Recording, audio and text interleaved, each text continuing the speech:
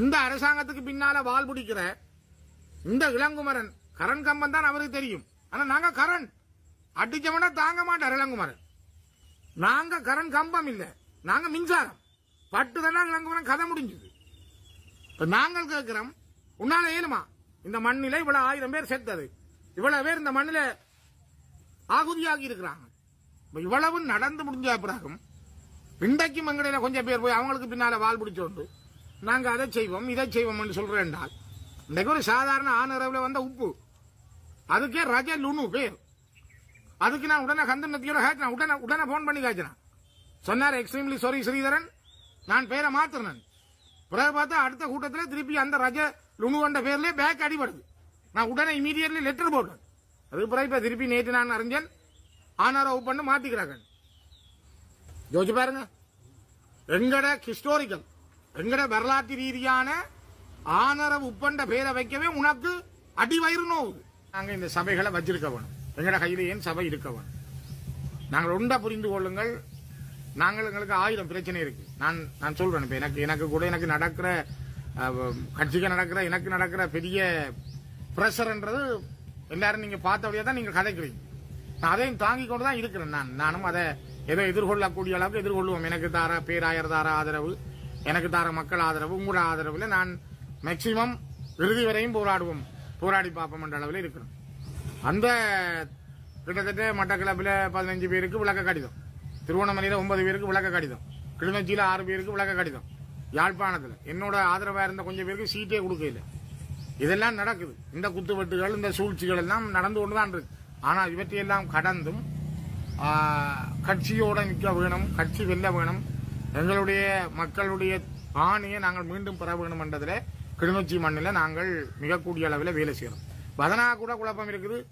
இது என்ன ஸ்ரீதரனுக்கு போட்டு இந்த கட்சிக்கு வாக்கு போட்டா சுமந்திரன் தானே செயலாளர், அவர் தானே பிற கட்சியை நடத்துவார் ரெண்டு பதனா கேட்டிருக்கு. வேறு யாக்கல என்ன பதனா? சரியா நான் சொல்றேன், இது என்ன கேட்கல பதனா, நான் உங்களுக்கு சொல்றேன், நேர பதனா வச்சோன்னு சொல்றேன்.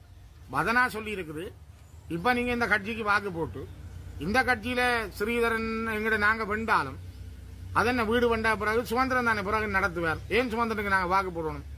இதை பதனா கேட்டதாக 2 நாளைக்கு முதல் ஒரு ஆட்சி சொன்னது. இப்ப நான் சொன்னா இல்ல, நான் பதனா கூப்பிட்டு கதைக்கிறேன். அது எங்களுக்கு உரியது. நான் ஏன் சொல்றேன் என்றால், இப்ப சாதாரணமாக ஒரு சிங்கள கட்சியிட்ட சபை போயிட்டு போய்ப்போம்.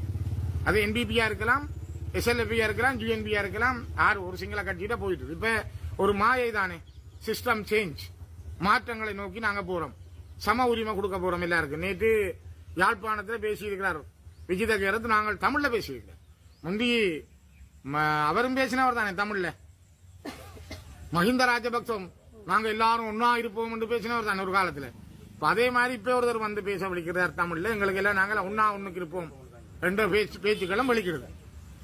ஒரு விஷயத்தை தமிழ் மக்களுடைய அடிப்படை அரசியல் உரிமையை சரியா கொண்டு போக முடியாது. இதே விஜித கேரத் தான் போய் எங்க சொல்லியிருக்கிறார், கடைசியா நடந்த ஐக்கிய நாடுகள் மனித உரிமை கூட்டத்தில் ஜெனீவாவில் போய் அவர் கொடுத்த வாக்கு மூலம் அவர் பேசின பேச்சை நீங்க திருப்பி கேட்டு பாருங்க.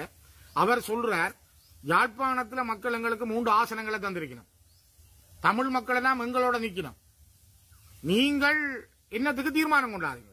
அங்க ஒரு தரம் சாக இல்லை, யுத்தமே நடக்க இல்லை. அந்த யுத்தத்தில் செத்தது பயங்கரவாதிகள், அவர் பயங்கரவாதிகள் சொல்ற புலிகளை. அங்க செத்தது பயங்கரவாதிகள், அங்க எதுவும் நடக்க இல்லை, மக்கள் யாரும் சாக இல்லை. அங்க இருக்கிற மக்கள் எங்களுக்கு தானே வாக்களித்து 3 பேரை தெரிவு செய்திருக்கணும். ஆகவே ஜெனீவாவில் நீங்க கொண்டாடுற தீர்மானம் பிள்ளையானது.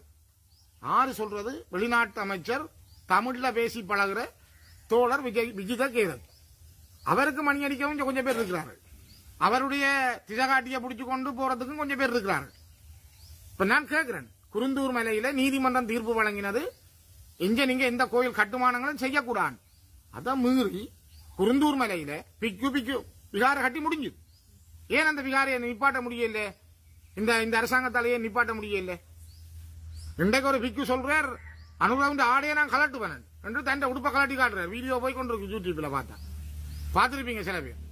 மட்டக்களப்பில் இருக்கிற பிக்கு ஒன்று சொல்லி கொண்டிருக்கிறேன், தைத்தியில ஒரு விகார கட்டி இருக்கு, மக்களை உயர் பாதுகாப்பு வலயம் என்று சொல்லி அதுக்கு நீங்க போகக்கூடாதுன்னு சொல்லி போட்டு விகாரியை கட்டி ராணுவ தளபதி திறக்கிறார் சவீந்திர சில்வா.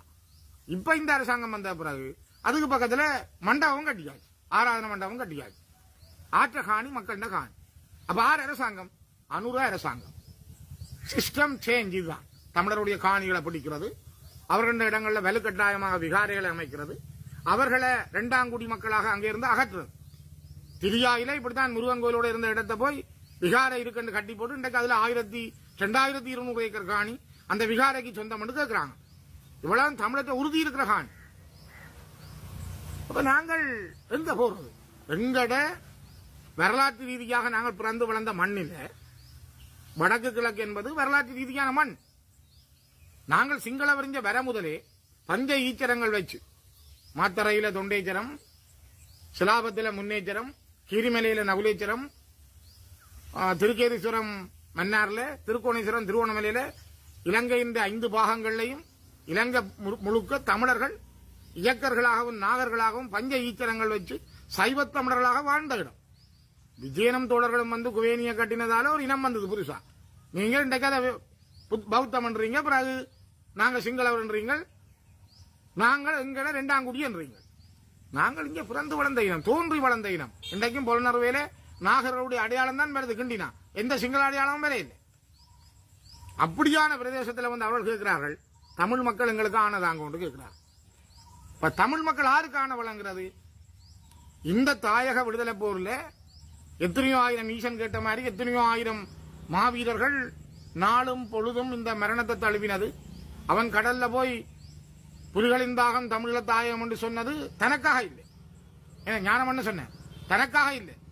அவன் புலிகளின் தாகம் தமிழ தாயம் என்று சொல்லி சொன்னது தந்த தலையை காப்பாற்ற இல்லை. இங்க வாழப்போற ஒவ்வொரு தமிழர்களுடைய தலைகளும் காப்பாற்றப்பட வேண்டும். எத்தனை கரும்புலிகள் நேரம் குறித்து காலம் குறித்து மரணத்தை தழுவினதெல்லாம் இந்த தேச விடுதலைக்காக. எத்தனை மாவீரர்கள் இன்றைக்கு சண்டையில போற களங்கள்ல தங்களை ஆகுதியாக்கி இருக்காங்க. இன்னைக்கு எத்தனை போராளிகள் விழுப்புணர்ந்தவர்களை பார்க்கிறோம். இன்னைக்கு எத்தனை பெண் தலைமைத்துவ குடும்பங்களை பார்க்கிறோம். எத்தனை சகோதரிகள் இன்றைக்கும் தாலியை கலட்டாமல் பொட்டு அளிக்காமல் மனுஷன் வருவான் என்று பார்த்துக்கிற குடும்பங்களை பார்க்கிறோம். இதுக்கு விஜயதகரத்து பதில் சொல்லுவார் வெளிநாட்டு அமைச்சர். அப்ப நாங்கள் கேட்கிறது என்ன? இங்க நடந்தது இனப்படுகொலை, அதை விசாரிக்கலான்னு நீங்க சொல்றீங்க. அட நீங்க புலவிட இல்லையண்டா ஏண்டா பயப்படுறீங்க? சர்வதேச விசாரணை கோம்படுங்கள். இங்க ஒருத்தரும் கொல்லப்பட இல்லை, இங்க ஒருவர் மீது நீங்க பொஸ்பரஸ் குண்டு வீச இல்லை, இங்க நீங்கள் ஒருவர் மீது கொத்தனை குண்டு வீச இல்லை. நீங்கள் இங்க 4 லட்சம் மக்கள் இருக்க 70,000 பேர் தான் இருக்கிறோம் உணவு அனுப்பாம கொண்ட நீங்கள் கஞ்சிக்கு நின்ற பிள்ளைகள் மீது பராஜ் குண்டுகளை வீசினீங்கள். கிண்ணத்தோட நின்ற பிள்ளைகளை நீங்க கண்ணால பார்த்தனீங்கள். தானே டிஆர்ஓ கஞ்சி காய்ச்சி கொடுக்கல, அதுக்குள்ள பராஜ் குண்டு விழுந்து எத்தனை புள்ளை செத்தது. அப்ப இதெல்லாம் நடக்க இல்லை என்றால் நீங்க சர்வதேச விசாரணை கோம்படுங்கள. நீ எங்களை சுடுற, நீ எங்களை வெட்டி கொள்ற, நீயே மேசையில இருந்தோன்னு நான் தான் நீதிபதி விசாரிக்க போறேன்ற நியாயமா? அடித்தவன் நீதிபதி ஆகலாமா? கொலை செய்தவன் நீதிபதி ஆகலாமா? அல்ல எங்களை கொண்டவன் நீதிபதி ஆகலாமா? அதுக்கு வேற ஒருத்தன் தானே வரணும். நீ கொலை செய்த, நீ நாங்கள் பாதிக்கப்பட்ட, நாங்கள் சாகடிக்கப்பட்டவர்கள். அப்ப ஆரோ ஒருத்தன் தானே நீதி வழங்கணும், நடுநிலையாளன் நீதி வழங்கணும். நீ கொலை செய்தவன் நீதிபதி ஆகலாம். நீ விஜிதகரத்தா இருந்தானே, அனுகுமாரவா இருந்தானே, தோழர்களே நான் உங்களிடம் கேட்கிறது, நீங்கள் நியாயமானவர்களா இருந்தால் முதல்ல ஒரு சர்வதேச விசாரணை கோம்படுங்க. உங்கள்கிட்ட உண்மை இருந்தா சொல்லுங்க. இன்றைக்கு பட்டலந்தையில் நடந்த படுகொலையை நீங்கள் ரணில் விக்ரமசிங்க தான் செய்தவர், ஏவிபி தோழர்கள் எல்லாம் கொல்லப்பட்டார்கள் சொல்லி நீங்க பட்டலந்த விசாரணைக்காக பட்டலந்தையில விசாரணை நடத்தணும்னு அறிக்கையை கொண்டு பார்லிமெண்ட்ல போடுறீங்க. ஆனால் எல்எல்ஆர்சி அறிக்கை பாராளுமன்றத்துக்கு வந்த பிறகு இன்றைக்கு அது கிடப்பில் போடப்பட்டது. அதே போல ஜனாதிபதி ஆணைக்குழு கொண்டு வந்து விசாரணைக்கு பாராளுமன்றம் சமர்ப்பிக்கப்பட்ட பிறகும் அது கிடப்பில் கிடக்கு. இப்ப தமிழர் மீது நீங்க கொலை புரிந்தால் எல்எல்ஆர்சி அறிக்கையோ அல்லது ஜனாதிபதி ஆணைக்குழுவின் அறிக்கையோ எல்லாத்தையும் நீங்க தூக்கி கடாசுவீங்க.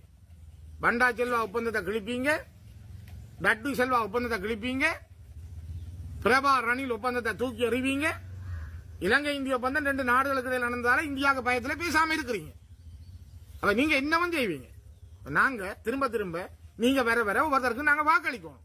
உங்களுக்கு பின்னால நாங்க 5000 ஒதுக்கி இருக்கிறோம், 10,000 ஒதுக்கி இருக்கிறோம், நாங்க உங்களுக்கு ரோட்டு போடுவோம், நாங்க உங்களுக்கு கரண்ட் தருவோம்.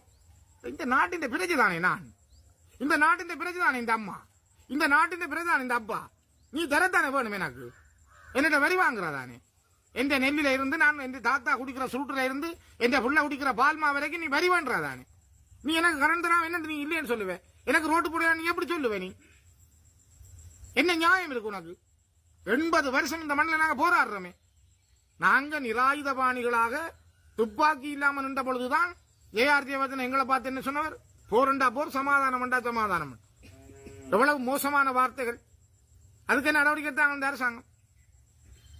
அதுக்கு பிறகு அவருக்கு பிறகு வந்த பிரேமதாசா பெரிய யுத்தத்தை எங்கள் மீது கட்ட விட்டார், நல்லவன் மாயின் அடிச்சு. டிபி விஜயதுங்க சொன்னார், நாங்கெல்லாம் மரம், சிங்கள மக்கள் எல்லாம் மரம், நீங்க எங்களை கொடி மாதிரி சுத்தணும், நீங்க மரமாவே இல்லாத. எப்படிப்பட்ட இனவாதம்! எப்படி நாங்களும் நீங்களும் கை கோக்குறது? என்ன சம உரிமை இதுல? நாங்கள் ஒரு தேசிய இனம், முதல்ல ஏற்றுக்கொள்றியா? இந்த அரசாங்கத்துக்கு பின்னால வால் பிடிக்கிற இந்த இளங்குமரன் கரண் கம்பன் தான் அவருக்கு தெரியும். ஆனா நாங்க கரண் அடிச்சவன தாங்க மாட்டார் இளங்குமரன். நாங்க கரண் கம்பம் இல்ல, நாங்க மின்சாரம். பட்டு தானே இளங்குமரன் கதை முடிஞ்சது. இப்ப நாங்கள் கேட்கிறோம், உன்னால ஏழுமா? இந்த மண்ணில இவ்வளவு 1000 பேர் செத்தது, இவ்வளவு பேர் இந்த மண்ணில ஆகுதியாகி இருக்கிறாங்க. இவ்வளவு நடந்து முடிஞ்ச பிறகும் இன்றைக்கும் எங்கடையில கொஞ்சம் பேர் போய் அவங்களுக்கு பின்னால வால் பிடிச்சோண்டு நாங்க அதை செய்வோம் இதை செய்வோம் சொல்றேன் என்றால், இன்றைக்கு ஒரு சாதாரண ஆனரவுல வந்த உப்பு, அதுக்கே ரஜ லுனு பேர். அதுக்கு நான் உடனே கந்தன் நத்தியோட கேட்கிறேன், உடனே போன் பண்ணி கேட்கிறேன். சொன்னார், எக்ஸ்ட்ரீம்லி சாரி ஸ்ரீதரன், நான் பேரை மாத்திரன். பிறகு பார்த்தா அடுத்த கூட்டத்தில் திருப்பி அந்த ரஜ லுனு என்ற பேர்லயே பேக் அடிபடுது. நான் உடனே இமீடியட்லி லெட்டர் போட்டேன். அதுக்கு பிறகு இப்ப திருப்பி நேற்று நான் அறிஞன் ஆனரவு பண்ணு மாத்திக்கிறாங்க. யோசிச்சு பாருங்க, எங்கட ஹிஸ்டோரிக்கல், எங்கட வரலாற்று ரீதியான ஆனரவு உப்பண்ட பேரை வைக்கவே உனக்கு அடி வயிறு நோவுது. அட எப்படி சமாதானம் பெறும் உங்களுக்கும் எங்களுக்கு முடியல? நாங்க எப்படி சேர்ந்து வாழ்றது? கொலை செய்தவனும் கொலையால சாகடிக்கப்பட்டவனும் ஒன்றா வாழையிலுமா? பாதிக்கப்பட்டவனும் எப்படி சேர்றது? அப்படி அதுக்கு என்ன நியாயம்? முதலுக்கு நீதி வேணுமே. அதுதான் நாங்கள் கேட்கிறோம். முதல்ல எங்கட அடிப்படையை இழந்து போகக்கூடாது. உங்களுக்கு தெரியும், நாங்கள் செய்திருக்கிறோம். நாங்கள் ஒன்றும் செய்யாமல் விடவில்லை. நாங்கள் எங்களால முடிஞ்ச அளவுக்கு, நான் அதை பட்டியல் படுத்தல, நாங்கள் ஏலக்கூடிய அளவுக்கு சின்ன சின்ன கோயில்களுக்கு செய்யக்கூடியது, சில வீதிகளை 5க்கு முதல் ராமநாதத்தை தெருவிளக்கு போட்டோன்னு சொல்லிட்டு பார்ப்போம், கல்மடனால தெருவிளக்கு போட்டோன்னு சொல்லிட்டு பார்ப்போம். அரசாங்கத்தோட இருந்தவர்கள் 2015க்கு பிறகு எங்கட காலத்தில் தெருவிளக்குக்கான ஆரம்பமே நாங்கள் தொடங்கினோம். அதிலும் 18ஆம் ஆண்டு சபை வந்த பிறகு வேகமாக செய்தாங்க. கம்பர்லிய திட்டத்துக்கூடாகவும் சரி, அல்ல ஏனைய நிதியுதவிகளுக்கு கூடாகவும் முடிந்த அளவுக்கு செய்திருக்கிறோம். ஆனால் கல்மட நேரில் சில வீதிகளை எங்களால் செய்ய முடியாமல் போனது உண்மை.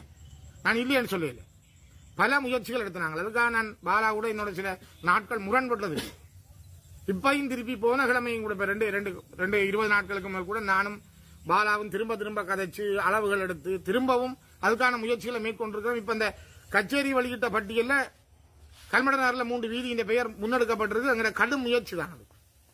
நான் அதுக்கு தான் கேட்கிறேன், யோகன்னே ஒரு ஆளை இந்த முறை நீங்கள் 2000 வாக்குகள் உள்ள இடத்துல 1800 வாக்குகளை தந்து அவரை தெரிவு செய்தே ஆகணும். அது அபிவிருத்தி செய்தாலும் நான் அரசியலை கதைக்கிறேன், அவர் கொஞ்சம் கதைக்க மாட்டார்.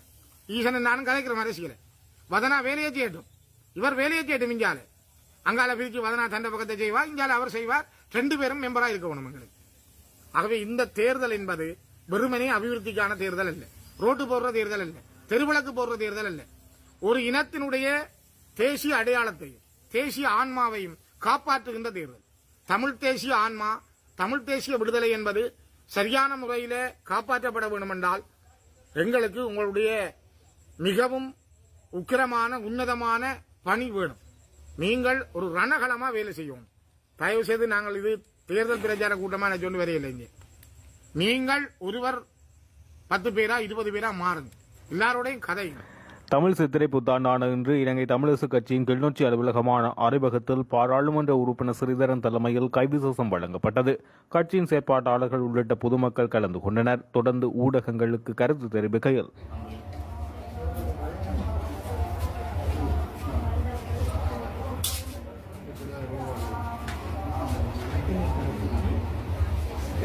புத்தாண்டு வாழ்த்துக்கள்.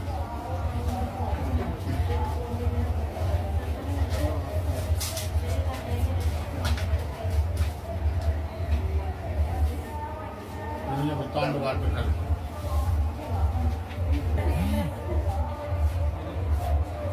புத்தாண்டு வாழ்த்துக்கள்.